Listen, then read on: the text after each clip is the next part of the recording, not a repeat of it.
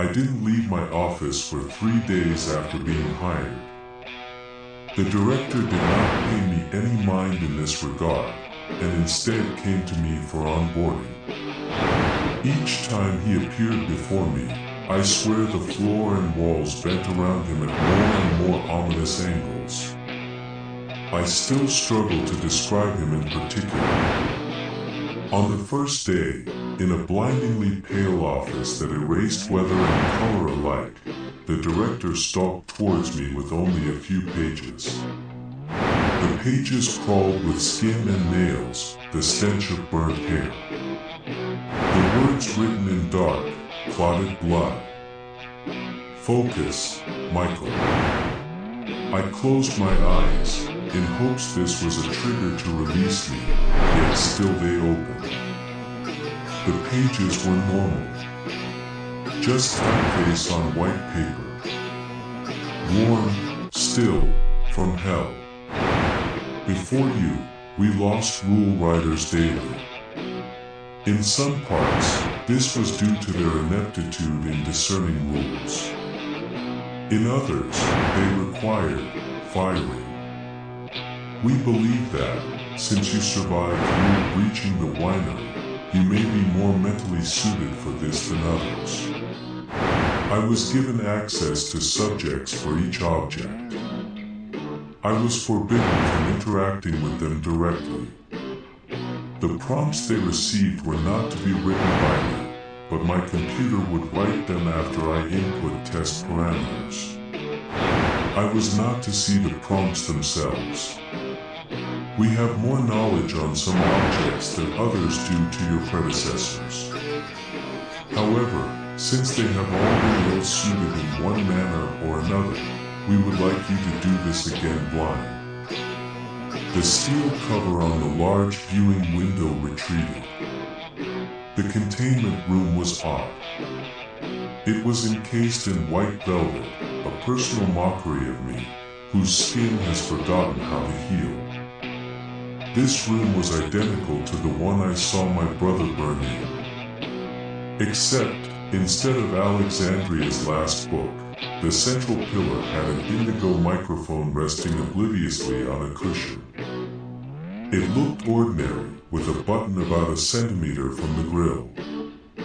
I was grasping for an attempt to demonize this object to no avail. I looked at the black mirror of my computer monitor. I saw the reflection of a pitiful creature, skin gray as a dying man's hair and folded more than the most elegant of napkins. I pressed a key and the void retreated, giving me the mercy of not seeing the creature. I typed instructions into a terminal, hit enter, and a subject entered the containment room. I wanted so desperately to study their appearance. Was their flesh velvet or coarse? Did they have a tremor? But all I saw was the last face my brother made, one of terror and possession. His seared hair and nailless fingers.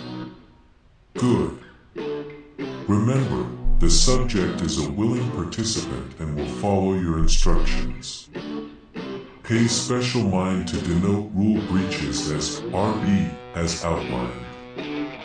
Remember, RB. I selected a simple matrix. Press don't press, speak don't speak, set down don't set down. My fingers worried the skin beside my thumbnail. As instructed, they picked up the microphone and pressed the button on its body. Object, indigo microphone class, silly value, 1 rules, 1. Do not press the button on the microphone while silent. RB 1.1. Upon pressing the button on the indigo microphone while silent, subject 1's broca's area turned from green status to black.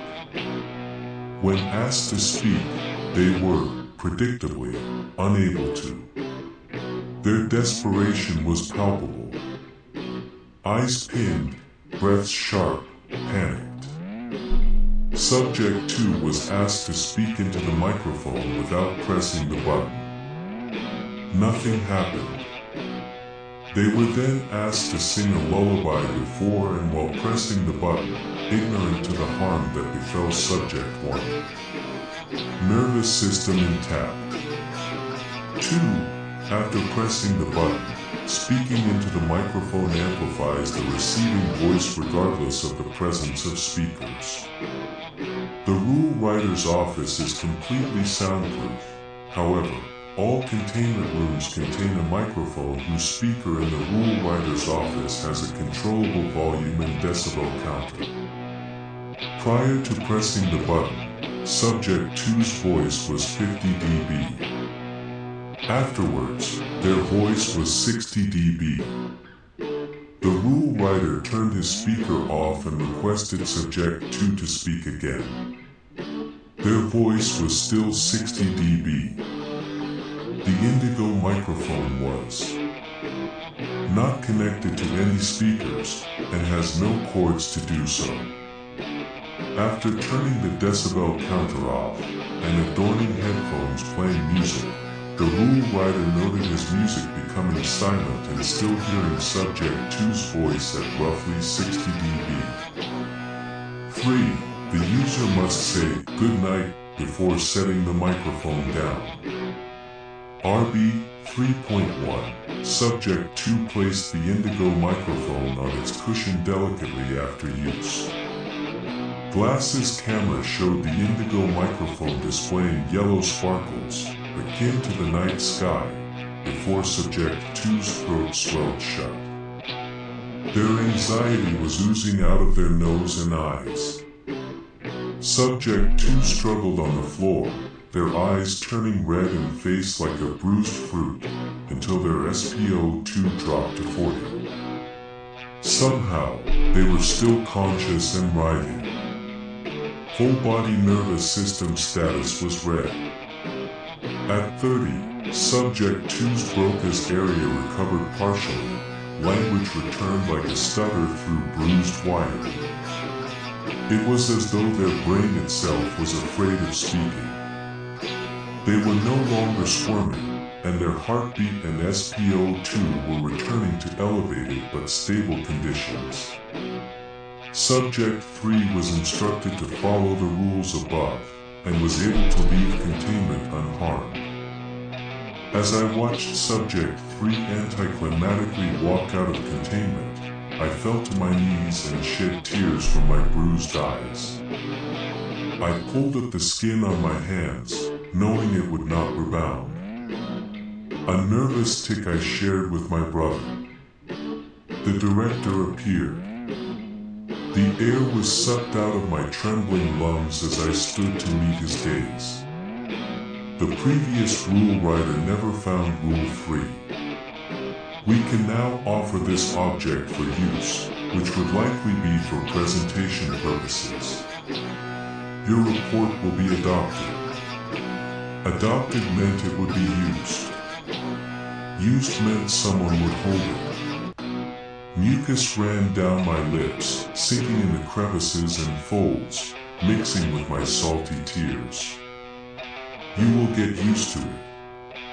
Do you know what happens to the subjects after they leave? One day, you will.